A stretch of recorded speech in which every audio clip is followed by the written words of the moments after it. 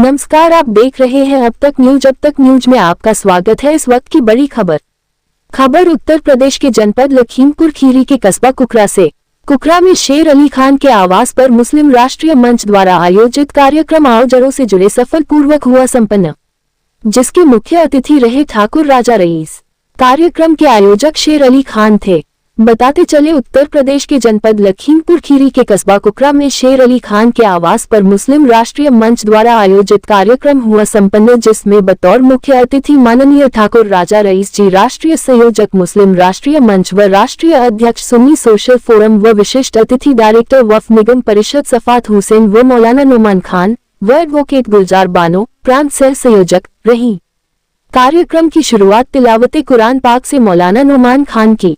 कार्यक्रम को आगे बढ़ाते हुए मुस्लिम राष्ट्रीय मंच दुआ के बाद विशिष्ट अतिथि सफात हुसैन ने अपने संबोधन में कहा, हम ऐसे मुल्क में रहते जहां गंगा जमुनी तहजीब कायम है, हिंदू मुस्लिम एक साथ रहते हैं।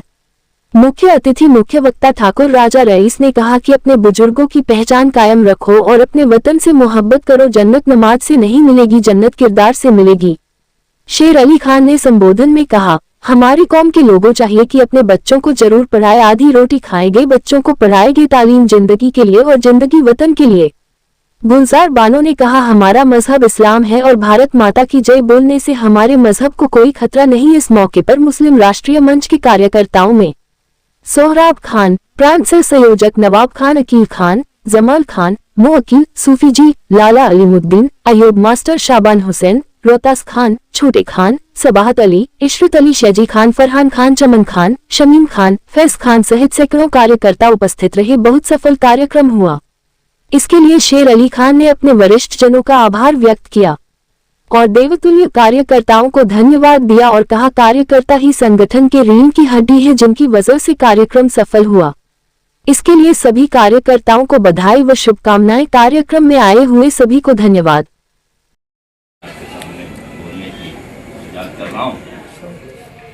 ये कुकरा गांव महसूस ही नहीं होता है कि हम कहीं दूसरी जगह जा रहे हैं। सब अपने लोग, अपना घर है और सब ऐसा लगता ही नहीं है कि हम अपने गांव में हैं या कुकरा गांव। ये मोहब्बतें हैं, ये हार बांध करके आपने मोहब्बत और प्यार का जो हार डाला है, जो पहनाया है, ये सभी को याद रखने वाला। और ये एक निस्बत है मुस्लिम राष्ट्रीय मंच की, जो हम आप एक दूसरे से मिल करके बैठे।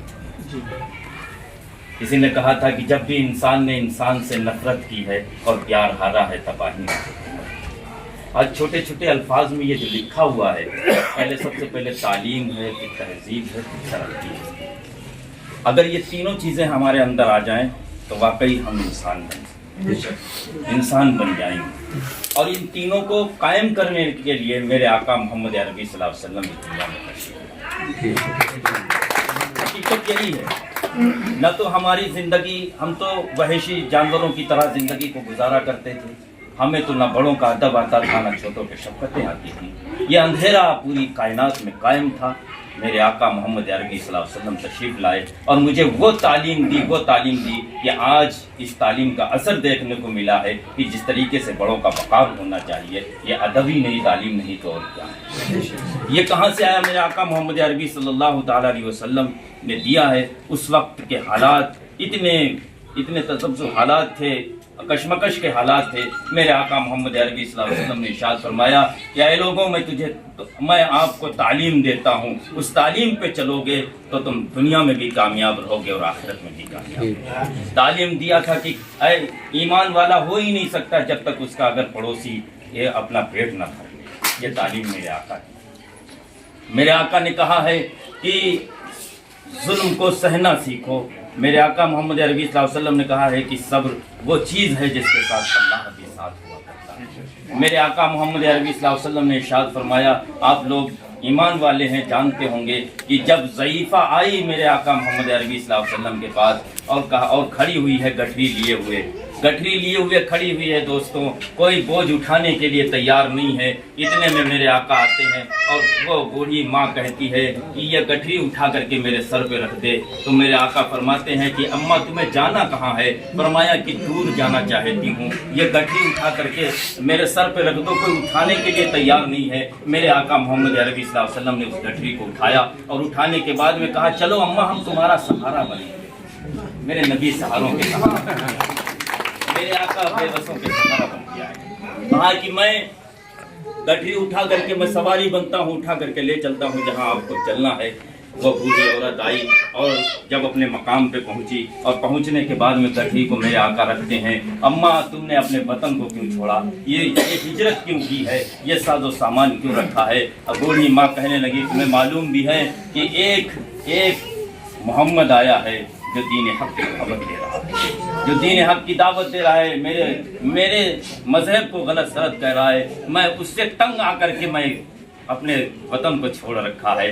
मेरे आका ने फरमाया क्या तुमने उस मोहम्मद से मुलाकात की कि नहीं की। कहा नहीं की। बेटा तुझे नसीहत करता हूँ कि उसके चक्कर में मत पड़ना, तो उसके फरेब में मत आना। फरमाया कि जिसे तुम गालियां देती चली आई हो रास्ता भर वो मोहम्मद तुम्हारे सामने खड़ा।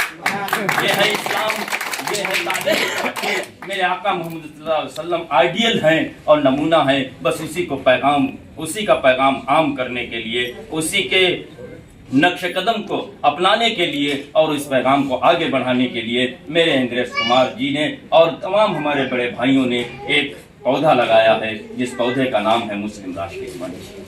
यही पैगाम देना चाहता है कि आए लोगों, नफरत छोड़ दो, मोहब्बत कायम करो और आपस में तमाम चीज़ों को, नफरतें हैं, वहशतें हैं, बर्बरियत है, इंतशार है, इख्तिलाफ है, इफ्तिराक है, इसको दूर कर दो और शफकत और मोहब्बत का माला डाल करके भाई भाई बन करके रहो। अब मैं बड़ों की बात सुनूंगा, मौका मिलेगा इंशाअल्लाह। वाह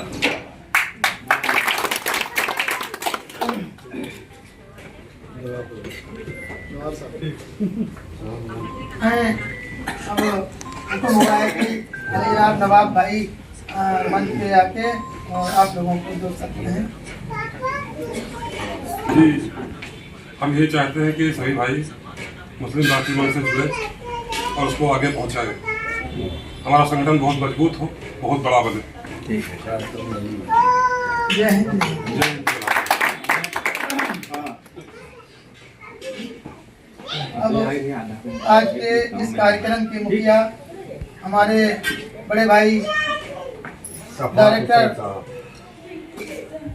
शफात हुसैन भाई साहब से मैं निवेदन करूंगा कि आए और हम लोगों को अपने मार्गदर्शन।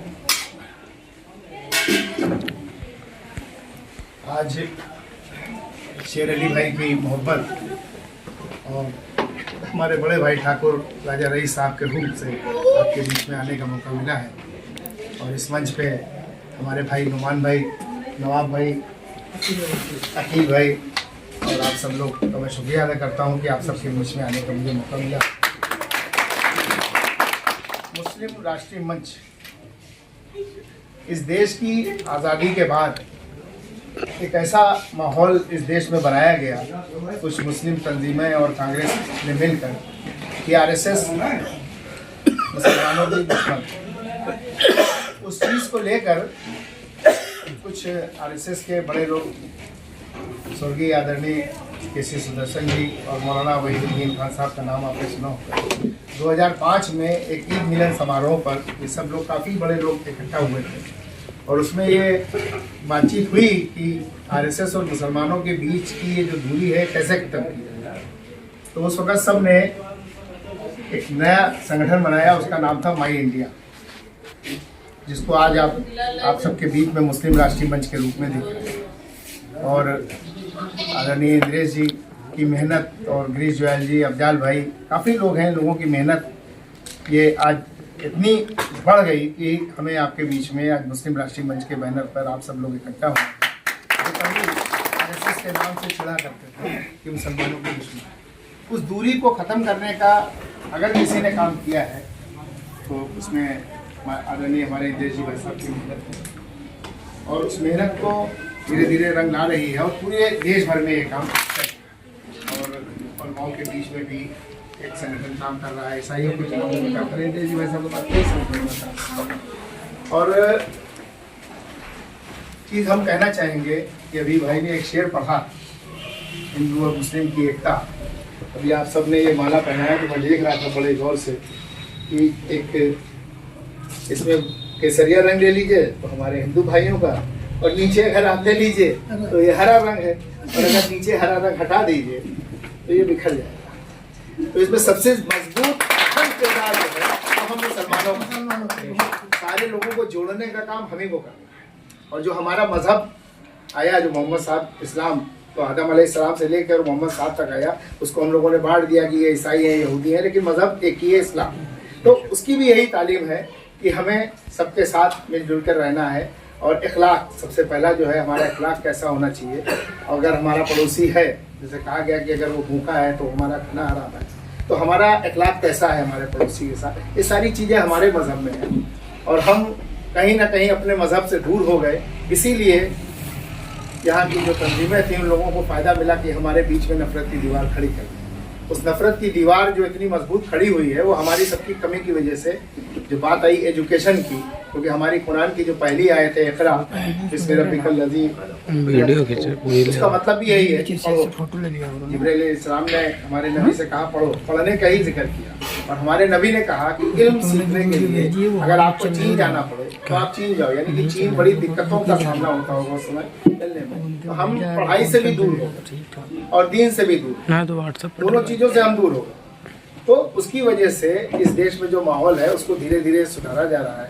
और आपने देखा कि 14 से लेकर अब तक जो सरकार हम और आप बनाते आ रहे हैं, उसमें कहीं पर भी नफरत का भाव नहीं है, कहीं भी नफरत। सबके साथ कोई भी योजना चली, आप लोग तो गांव से जुड़े हैं, चाहे राशन हो, चाहे आवास हो, चाहे जो भी हो। अब अगर प्रधान एक आध मकान में गड़बड़ कर दे तो बात अलग है, लेकिन सारी योजनाओं का लाभ सबको बराबर से मिल रहा है।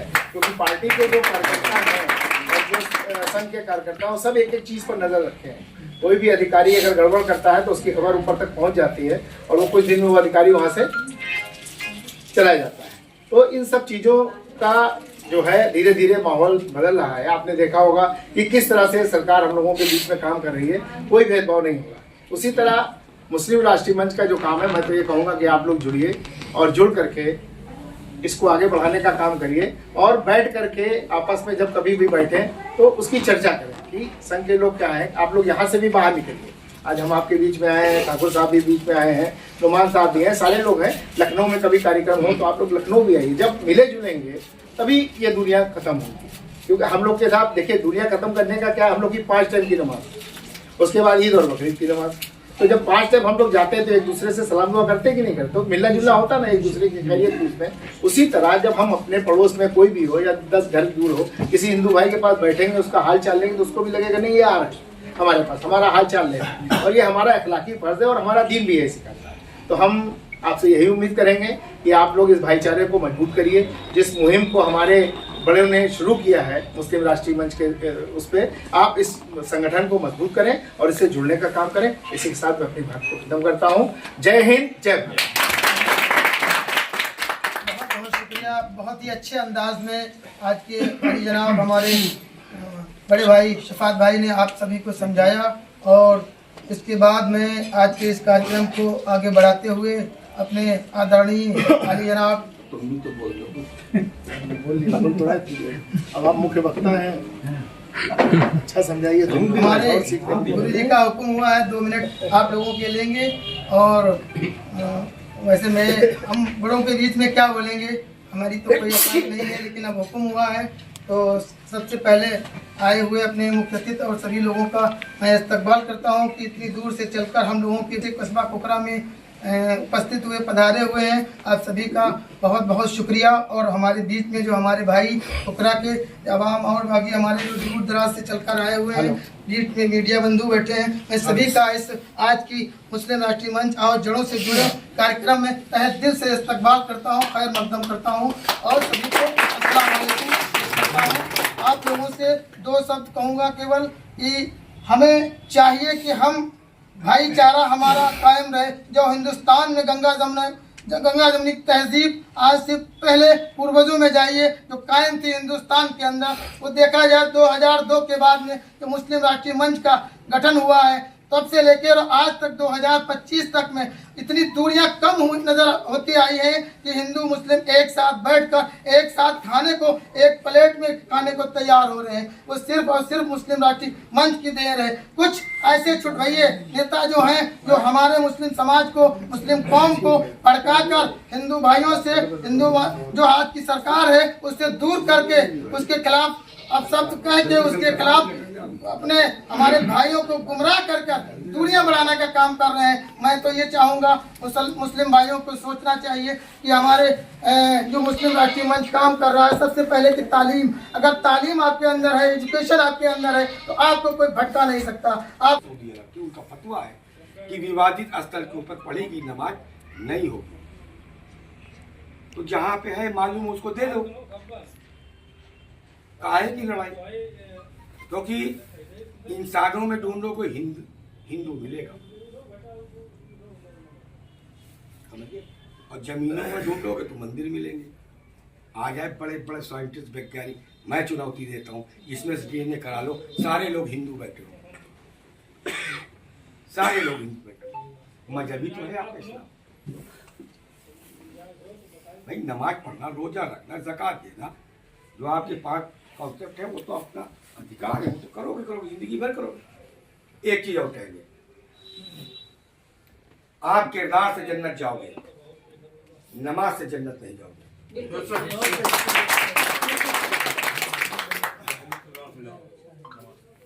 आप नमाज से नहीं जाओगे।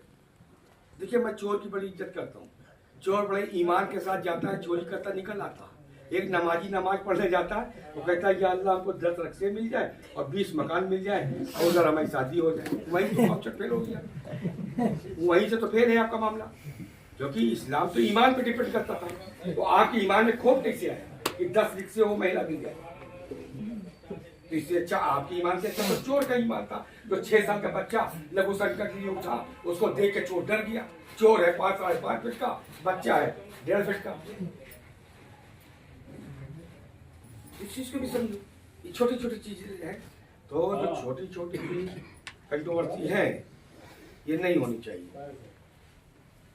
इसलिए कल भी आप हमारे थे, आज भी आप हमारे हो। इसलिए RSS ने मुस्लिम राष्ट्रीय मंच 2002 24 दिसंबर को बनाया और आप लोगों के बीच में काम कर रहा है। जिस समय लगेगा निकाला जाएगा, और निकाले गए। NJP है, मदरसा है, कई जगह निकालने का काम कर रहे हैं। इसलिए ये कहानी याद रखना, खाली हाथ आए थे खाली हाथ जाने से नहीं है ना। इतने सत्कर्म करेंगे भी तो युगों तक याद करेंगे।